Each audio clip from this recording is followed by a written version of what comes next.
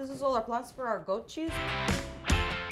We have 1 quart of goat's milk, some beautiful lemons, some kosher salt, and some fresh dill. If you buy a beautiful goat cheese from a fromagerie, you can pay upwards of $15 for the same amount of goat cheese that we're gonna make for $6. Now, one good trick for juicing lemons or any kind of citrus that you're gonna juice is to give it a hard roll. You let them know who the boss is, and you wanna burst the sacs inside so that when you're juicing it, the juice flows readily. So what we're gonna do is we're gonna pour the goat's milk into a non-reactive pan. Now, this is going to get very gently heated. You don't want this to boil. That's the kiss of death. So this is gonna take a minute or two. Robert?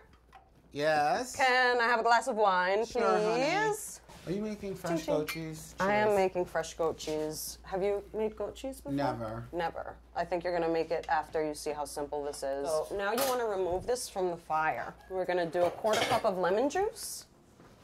And we're just gonna pour that right in there. This is the fresh lemon juice that we squeezed. Now we're gonna let this sit for about a minute, and what's gonna happen is you're gonna see all the lovely fats separate from the whey. It's already happening. Yeah, it's already happening. It's like magic. So this is a natural cheesecloth from If You Care. This entire package of cheesecloth was about $3.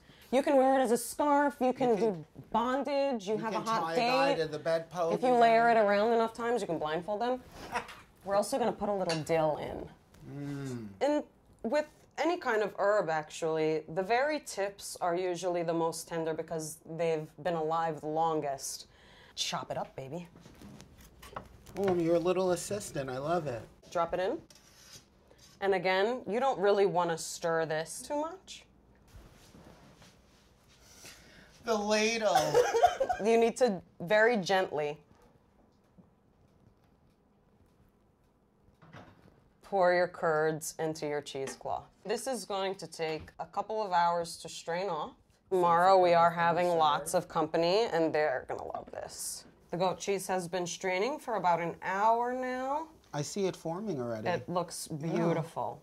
Do you see all that happy dill in there? So the next step is to take some baker's twine. You're just gonna take all of the corners of this cheese together. Now, you don't want to tie it off too tightly. That's the only time when tight isn't right, honey, right? Right. And we're gonna tie it to this spoon right here. It feels firm and gorgeous, and it's been bundled, and it's ready for refrigeration. What I'm gonna do is, I've sliced up this French bread, and I'm just gonna put a couple of little pieces of goat cheese on each one. After it drained for a couple of hours, I formed it in this ramekin. This is fresh and gorgeous. And there you have your beautiful goat cheese. Now, what do you think about that? Divine. You can't buy stuff like that. And you just don't can't. want a lot of goat cheese on each bite. Just a couple of nice little fluffy clouds of goat cheese here. This cheese, without a doubt, if you serve this on a date, this is gonna be just like an automatic panty dropper. So this is ready now to go under the broiler. These are good to go.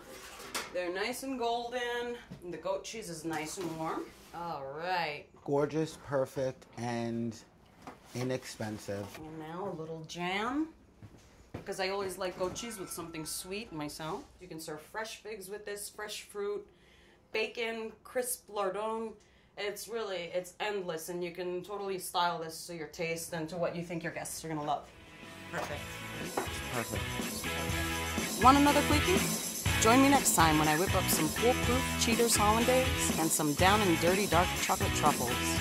Follow me as I venture to Woodstock, New York, in search of some good hunting and some good eating.